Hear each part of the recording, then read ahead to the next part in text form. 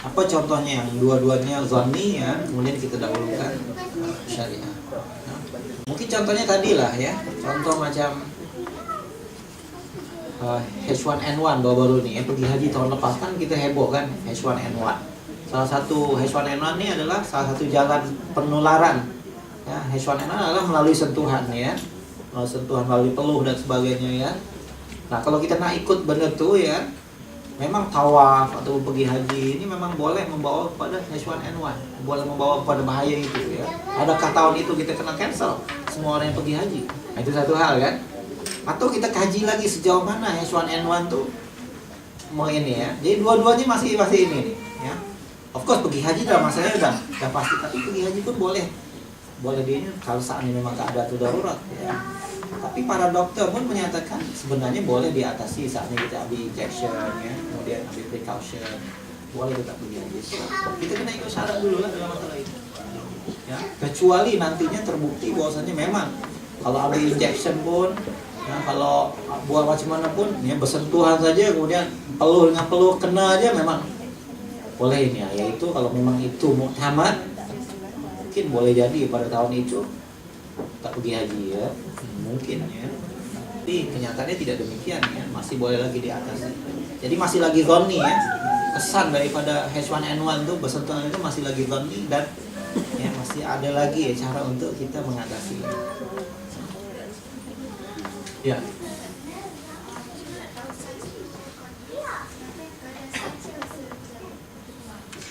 Ya.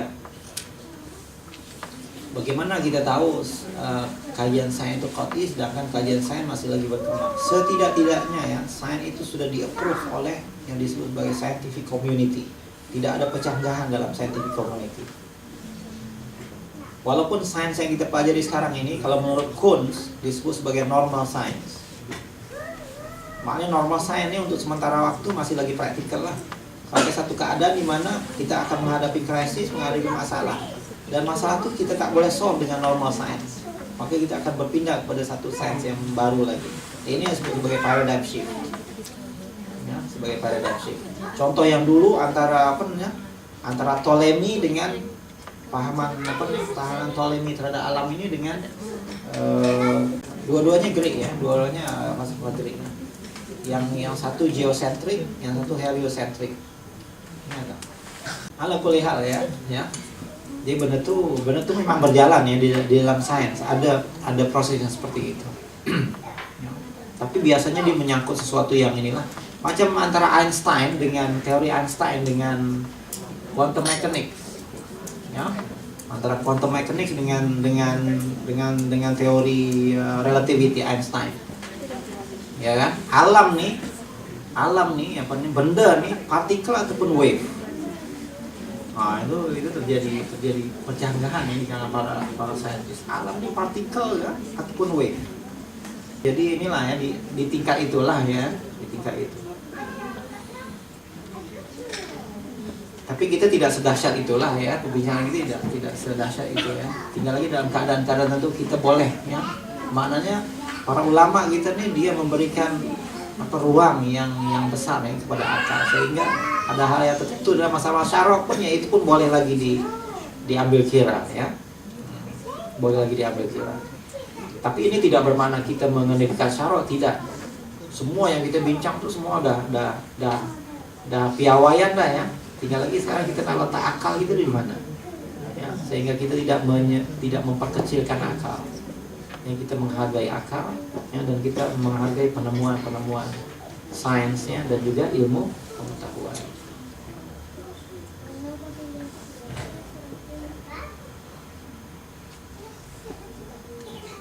Dan kadang-kadang penemuan akal itu membantu ya menyingkap ya, rahasia hukum syarah. Ya. Kadang-kadang penemuan akal itu membantu ya menyingkap. Kenapa misalkan sesuatu itu dilarang? Jadi kan anak sains ini membantu kita menemukan hikmahnya. Kenapa riba itu dilarang? Maka ilmu ekonomi Islam itu membantu ya menemukan reason dia. Kenapa hadis kita melarang ya, bertransaksi ya antara ribawi item dengan ribawi item ya dengan kadar yang tidak sama misalkan. ini ilmu ekonomi itu boleh membantu ya menjelaskan tentang larangan tadi.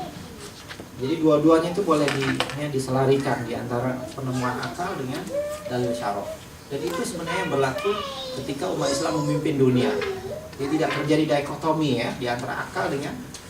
Nah ini yang sekarang terjadi di Barat adalah dikotomi ini. Akal-akal, agama-agama ya. Agama dalam gereja, yang apabila saintis masuk dalam gereja, akalnya ditinggal di luar, ya. Oke. Ya. Ya, kita tidak ya. Kita sentiasa kita integrate, kita tauhidik. Pendekatan kita tauhid, ya, sentiasa satu. Ya, antara akal dengan agama itu kita tidak terpisah. Balance ya, kita boleh menyelaraskannya. Walaupun dia dua, tapi kita boleh menyatukannya. Sama seperti mata kita dua, tapi kita lihat benda satu kan. Kecuali kalau kita mabuk ya, nah baru dapat dua ya. Ya. Jadi seperti itu. Walaupun dia ada akal dan ada wahyu, ya, ada syara', tetapi dia boleh disatukan. Sebab hukum akal dengan wahyu ini dia saling menguatkan. Ya, wahyu akan masuk dalam ruang lingkup yang dimungkinkan oleh akal. Ya, dia tidak masuk pada ruang yang mustahil bagi akal. Ya, tapi wahyu dia akan memberikan ya preponderance, yang akan memberikan tarjih ya kepada sesuatu yang boleh diterima oleh akal. Contohnya adanya kehidupan setelah mati misalkan. Walaupun akal kita tak boleh nak affirm, tapi wahyu memberikan affirmations. Ya, bahwasanya kehidupan setelah mati ini pasti ya, pasti adanya. Kalau tak percaya tunggu ya, lewatlah ya. Ya. Kehidupan setelah mati ini adalah empirical, experience, empirical evidence. Ya, cuma kita kena melaluinya ya. Jadi kalau kita nak cari sekarang ini memang kita tak dapat, sebab itu kita memerlukan wahyu, memerlukan agama. Ya. Nah, dalam masyarakat Barat mereka merasa akal saja dah cukup. Bagi kita manusia ini dah dewasa dah dikata. Manusia tidak memerlukan informasi yang lain yang luar.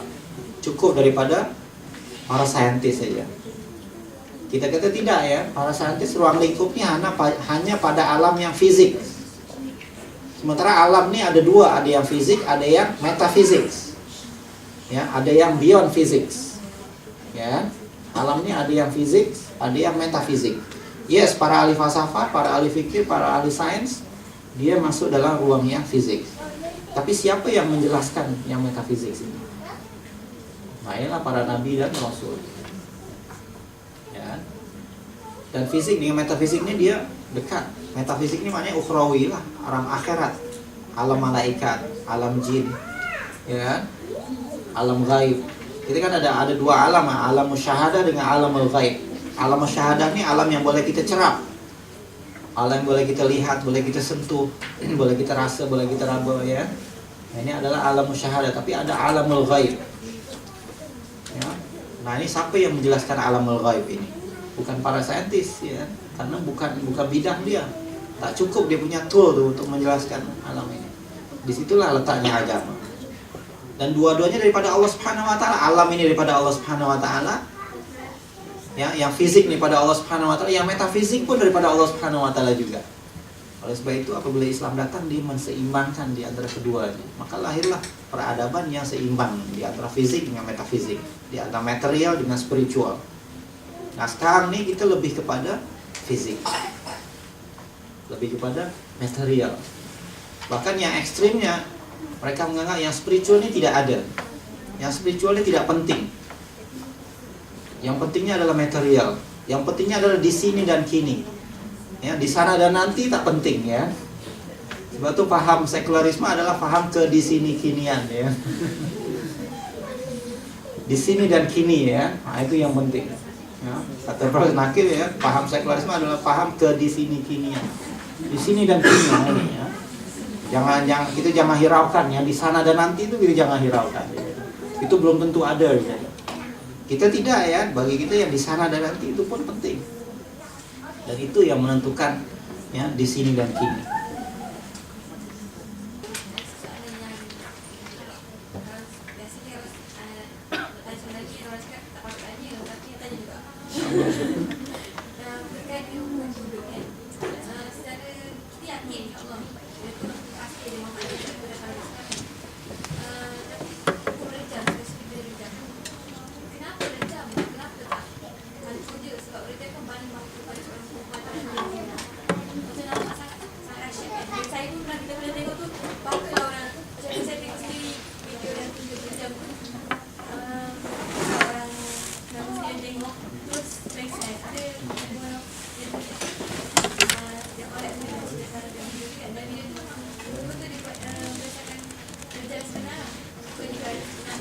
Gimana?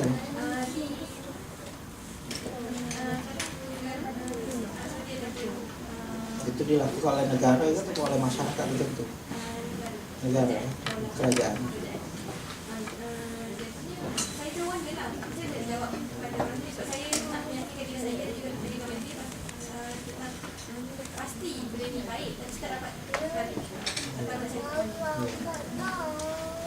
Iyalah. Memang kadang-kadang hukum Islam tuh berat, ya. Sebenarnya dia ada hikmahnya. Hikmahnya adalah untuk deterrent, ya, untuk apa namanya? Untuk menjadi pengajaran. Pada hari ini kita tengok, ya, zina ini memang merajalela. Macam mana kita nak menghalangi supaya pezinaan ini tidak berlaku? Apa hukumannya setimpal kepada pezina supaya perzinaannya tidak lagi berlaku? Oh, itu ya. Kenapa misalkan hukuman ini bukan untuk semua orang kan? Maknanya hanya untuk orang yang orang yang melakukan kesalahan itu saja. Tapi yalah, kenapa tidak dibunuh saya? Nah, wallahu a'lam, ya. Dari segi itunya wallahu a'lam, ya. Kadang-kadang kita dalam masalah ini kalau kita tak tahu hikmahnya, kita tak ada authority untuk menyatakan itu tak betul, ya. Kalau kita memang itu adalah qat'i, ya. Tapi yalah, kita boleh ini kan. Mungkin tidak ada jalan lainnya untuk sekarang ini perzinaan memang merajalela, ya.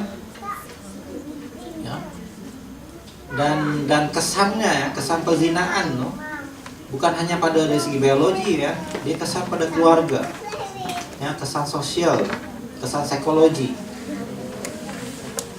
Orang kata, oh sekarang kan ada alat contraception, ya, ada alat-alat yang lain yang boleh, tapi tapi tetap, ya, penyakit yang berkenaan dengan kelamin ini, ya, dia tetap ada, ya. Kemudian iyalah, jadi manusia ini macam tak teratur, ya. Manusia tidak teratur, berhubungan semaunya saja seperti hewan. Kan hewan tak kisah kan, kawin dengan mak dia sendiri, ya. Kawin dengan siapa saja, ya. Sebab itu Islam ingin mengatur, ya, masyarakat supaya dia teratur. Ya, sebab ada yang disebut sebagai perkara yang doruriyah, yang 5 perkara. Ya, yang pertama disebut sebagai hifzuddin, menjaga agama. Ya, kemudian hifzul akal, yang menjaga akal fikiran. Hifzul nafas, yang menjaga kehidupan. Kemudian hifzul nasl, yang menjaga keluarga, keturunan. Ya, kemudian hifzul mal, yang menjaga harta benda. Nah, perzinaan ini sebenarnya adalah merosakkan keluarga. Merosakkan keluarga. Kalau boleh berkahwin misalkan tanpa perlu keluarga, buat apa berkeluarga? Kan?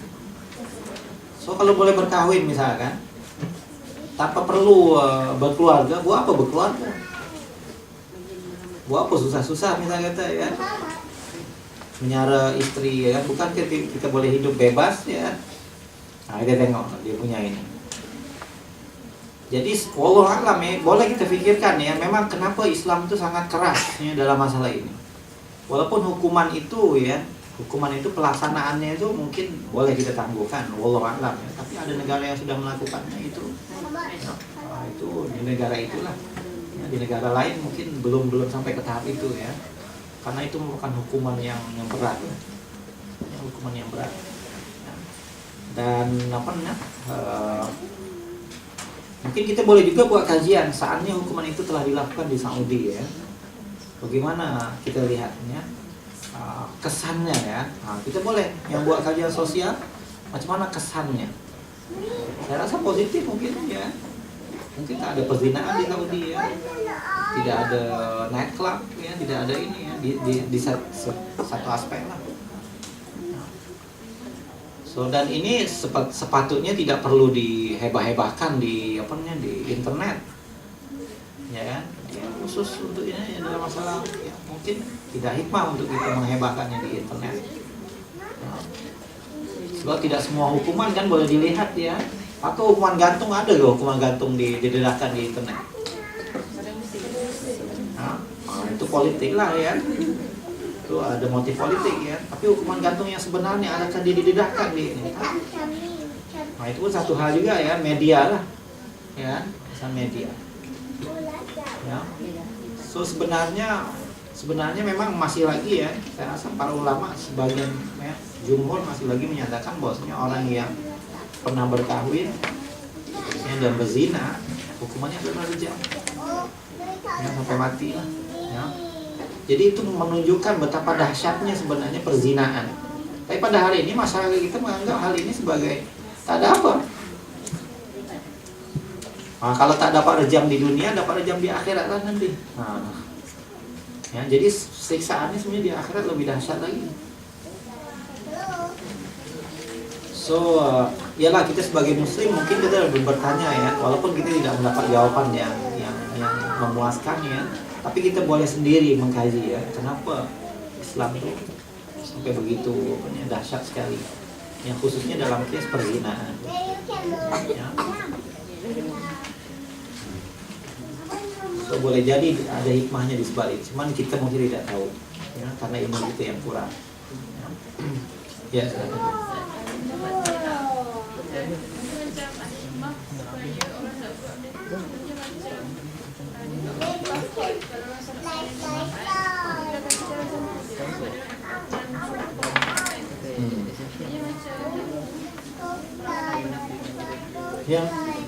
ya, saatnya hukum Islam dilakukan memang pasti ada impact, ya. Cuman ya lah, ini persepsi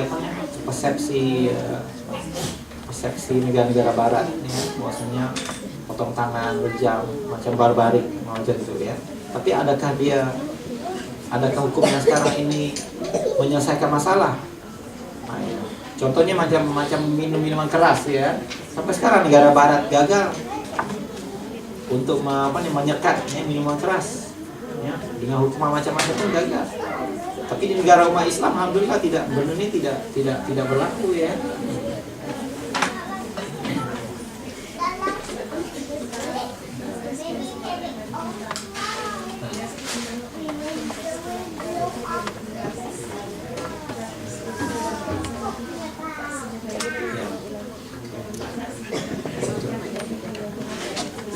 Iya betul. Betul ya. Ya. Hukum satu, ukubah satu lah. Kita kena bedakan di antara hukum dengan ukubah. Ya. Hukum dengan hukuman. Ya. Kalau hukumnya memang rejam, tapi untuk menjatuhkan hukuman itu banyak prosesnya. Ya. Jadi kita kena bedakan di antara hukumnya dengan ukubah. Ukubah nih hukuman itu sendirilah punishment ya. Ya. Antara law dengan punishment. Ya, law-nya itu adalah memang kena macam itu, tapi untuk sampai kepada punishment, nah itu prosesnya banyak. Tapi memang Islam memberikan hukumannya seperti itulah ya, walaupun actual punishmentnya itu banyak prosesnya. Katalah semua itu sudah diikuti, memang pada akhirnya sampai juga kepada hukuman itu. Ya.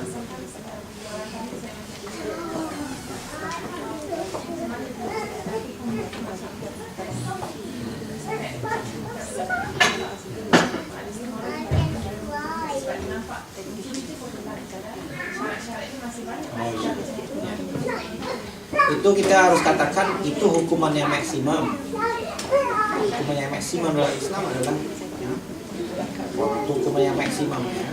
Tapi tidak semestinya hukuman itu sampai pada maksimum ya. Dan sebenarnya itu ada mesti itu ya, ahli-ahli hukum kita kena buat kajian ya. Insya Allah apabila kita buat kajian ada jawaban-jawabannya ya. Ini tugas kita bersama lah.